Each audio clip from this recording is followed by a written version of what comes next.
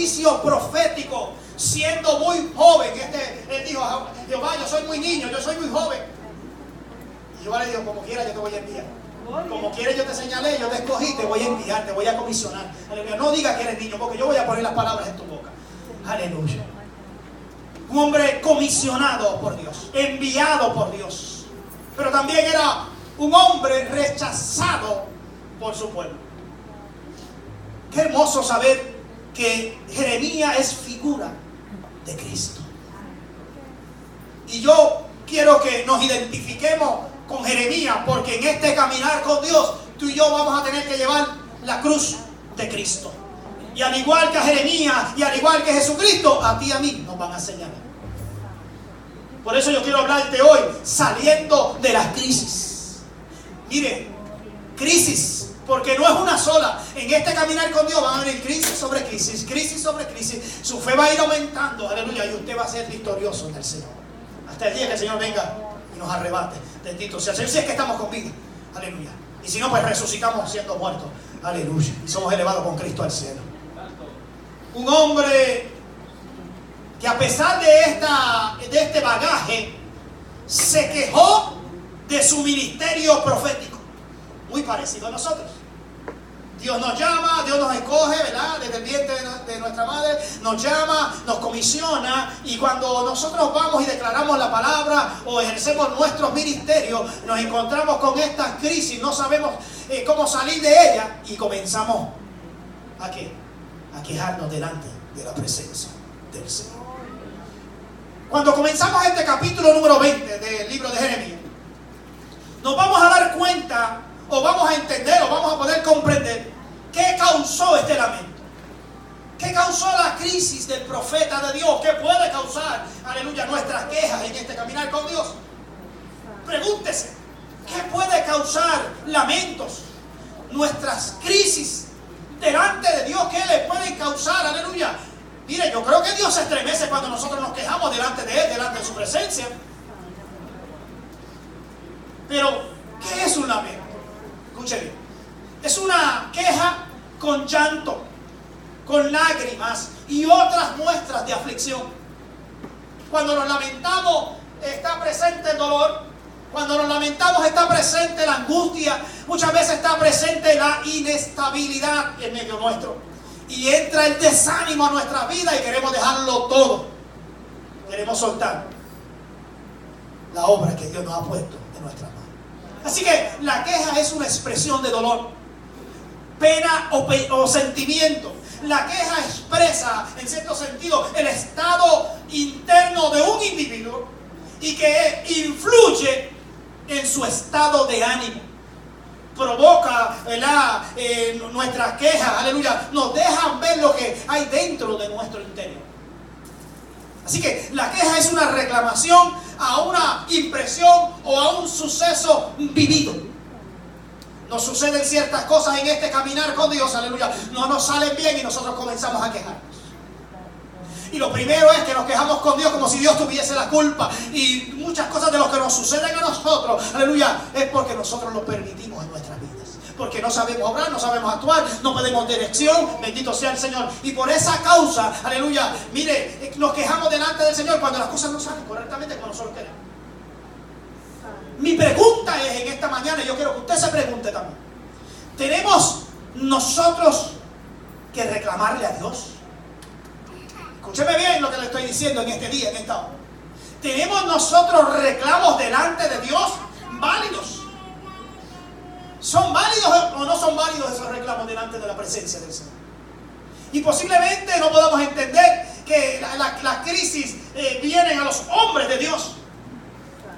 Pero según vienen, esas crisis también salimos de ellas. Escuche bien.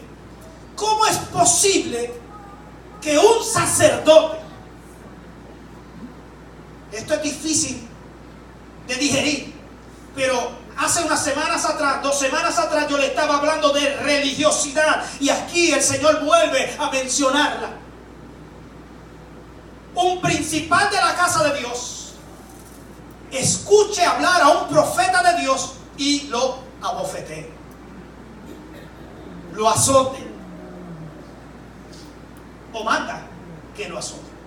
Vamos al versículo número 1 de ese capítulo número 20 para ver si está escrito en la palabra o no está escrito en la palabra del Señor. Miren lo que dice allí el versículo 1 de ese capítulo número 20 de Jeremías.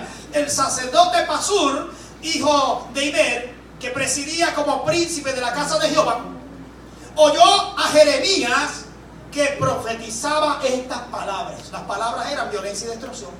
Ese era el mensaje. Y azotó a Pasur, azotó Pasur al profeta Jeremías, dice el versículo 2, y lo puso en el cepo que estaba en la puerta superior de Benjamín, la cual conducía a la casa de Jehová.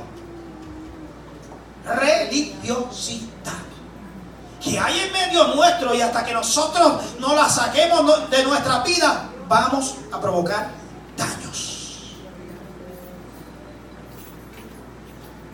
Y cuando usted siga leyendo, no tan solo lo manda a azotar, sino que lo manda a colocar en un cepo. El cepo es un instrumento de castigo, es un instrumento, ¿verdad?, de madera. Me gusta esto porque el instrumento que utilizaron de castigo para Jesucristo, ¿de qué estaba compuesto? De madera. Figura de Jesucristo. Aleluya. Mire, formado por 2 pedazos de madera con agujeros que fijaban los brazos, las piernas o el cuello de un prisionero. Mire, para colmo de los colmos, ponen al prisionero a la vista y a la burla del público. Yo le voy a ilustrar cómo colocaron al profeta de Dios. No se ría de mí. Gloria, gloria. Este era el profeta de Dios. Y el sacerdote lo expuso en público en el cepo. El cepo pinchaba las piernas, pinchaba las manos. Ve acá, ayúdame. Ven. Gloria a Jesús. Pinchaba las piernas, pinchaba las manos y la cabeza. No puedo doblar porque ya estoy viejito. Pero esta era la condición en la cual aquel sacerdote llamado Pasur puso al profeta de Dios. ¿Sabe lo que hizo? ¿Qué usted diría de mí si me ve en esta condición y entra en la iglesia? ¿Qué usted diría? Adiós, ¿qué le pasa al pastor? Está torcido. Parece que está torcido. Gloria. ¿Qué provocaron con Cristo en la cruz? Gloria a Dios. Te adoramos, Jesús. Está humillado. Está doblado. Gloria a Jesús. Y yo me imagino que en su mente está atormentado. ¿Cuántos de nosotros no nos hemos sentido en un momento dado de nuestras vidas en esa misma posición? Yo levanto la mano, si puedo levantar los pies, lo levanto. Lo que quiero decirle es que mientras usted haga la voluntad de Dios, esas cosas van a venir sobre su vida. La gente, el que no tiene entendimiento, cuando la mente está llena de religiosidad, nos van a hacer estas cosas. Pero el que nos hagan estas cosas no es razón ni motivo para nosotros dejar el plan de Dios, el trabajo que Dios nos ha mandado hacer. Nos quejaríamos nosotros si nos colocaran en esa situación. Una situación que nos avergüenza, una situación que nos expone. Pero Cristo dijo en Mateo 16:24, el que quiera seguir en pos de mí, niéguese a sí mismo. Que lo coloquen de esa manera. Es lo que yo estoy pudiendo entender. Que lo coloquen de esa manera. Tome su cruz, tome su cepo y siga. Aleluya. Yo no sé si usted puede darle un aplauso al Señor en esta hora, pero nos está enseñando para salir de las crisis. Aleluya. Le estoy queriendo decir en esta mañana, y la palabra ha ministrado mi vida, que estas situaciones van a acontecer en este caminar con Dios.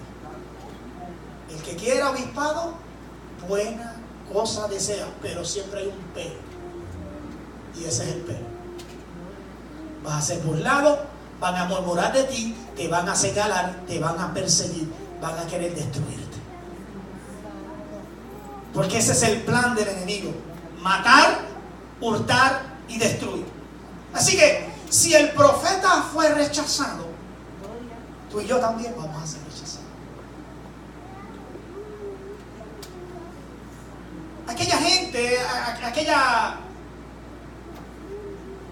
aquel hombre llamado Pasur, aquel sacerdote, ¿verdad? Y su gente, los que estaban, los 24 ancianos que estaban allí en el templo, rechazaban la palabra de Dios. Rechazar la palabra de Dios, aleluya, iba unido a rechazar el profeta, porque el profeta era escogido por Dios, era señalado por Dios, era comisionado por Dios. Y el rechazar la palabra de Dios es rechazar el profeta. Y aquel sacerdote, por su religiosidad, rechazó a Dios y su palabra. Jeremías fue aborrecido, fue azotado, puesto en el cepo. Mire, igual que Cristo, igual tú y yo vamos a vivir estas experiencias que van a provocar crisis en nuestras vidas. Pero si Jesucristo salió de aquella crisis, si Jeremías salió de aquella crisis, tú y yo también vamos a salir de la crisis. Porque la misión del profeta y tu misión y mi misión es entregar un duro mensaje de castigo. ¿Por qué Cristo quiere salvarnos? Porque es la intención de Él, aleluya, de atraparnos, de albergarnos. Porque hay peligro mientras vivamos en este mundo. Y si nosotros caminamos en pecado en este mundo, aleluya, viene castigo. Entonces, si yo predico que viene castigo, lo que intento es provocar arrepentimiento en tu vida. Y eso precisamente era lo que hacía el profeta de Dios. Predicaba de tal magnitud de violencia y destrucción para que el pueblo se arrepintiera. Por eso las crisis nos dejan ver los sufrimientos a que está expuesto todo ministro que se mantiene fiel a la misión recibida. Si usted es fiel a la misión que Dios le ha dado, si usted se mantiene haciendo esa misión, sépase que van a venir crisis sobre su vida. Mire, el pueblo debería rendirse. La intención del profeta, él lloraba, él se quebrantaba porque sabía que en el pueblo había pecado. Y la intención de Dios era salvar a aquel pueblo. Aleluya. Por eso enviaba al profeta a declarar aquella palabra para provocar arrepentimiento. Y con el arrepentimiento la salvación, que aceptaran a Cristo como único y exclusivo Salvador de su vida. Y salieran de aquella vida pecaminosa. En términos generales, lo que quería el profeta era que aquel pueblo se entregara a Dios. Porque aún siendo pueblo llamado por Dios, se había alejado de Dios. Y cuando nosotros nos alejamos del Señor, va a haber uno que nos va a reclamar. El pueblo de Israel, el pueblo de Judá se alejó de Dios. Y ya el rey de Babilonia estaba siendo preparado reclamando a ese pueblo. Y era designio de Dios mismo. Porque muchas veces las crisis vienen en nuestra vida, aleluya, para Dios probarnos. Nos va a probar como el oro, con fuego. Y así estaba el pueblo de Dios. Así que por esta misma causa sufrió persecución el hombre de Dios. La queja del profeta fue tan profunda que Dios lo escuchó. Me gusta cuando él dice: me sedujiste y fui seducido. Más fuerte fuiste que yo y me venciste. Dios fue quien lo sedujo. Dios fue quien atrapó al profeta. ¿Quién te atrapó a ti? ¿Qué tú haces aquí en este lugar en esta mañana? ¿Quién te atrapó? Aleluya, dígame. Si no fue lo mismo que le aconteció al profeta de Dios. Usted no está obligado aquí. Si usted está obligado en este lugar, usted tiene un gran problema. Porque yo tengo el libre albedrío de quedarme en casa o estar aquí en la iglesia, pero escogí estar delante de la presencia del Señor. Aleluya. Mire, Dios lo atrapó, Dios lo sedujo.